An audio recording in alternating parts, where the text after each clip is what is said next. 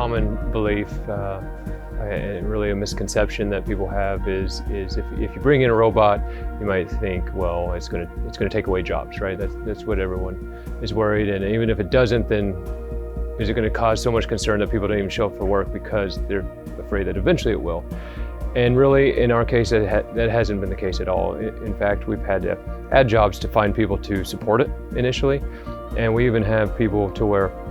we take 30-year machinists who have known nothing but machining,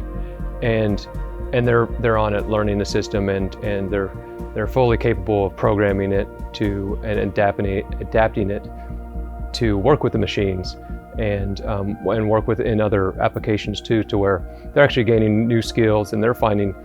new interests to it. So it's actually done the opposite, to where it's actually invigorated our labor force and has really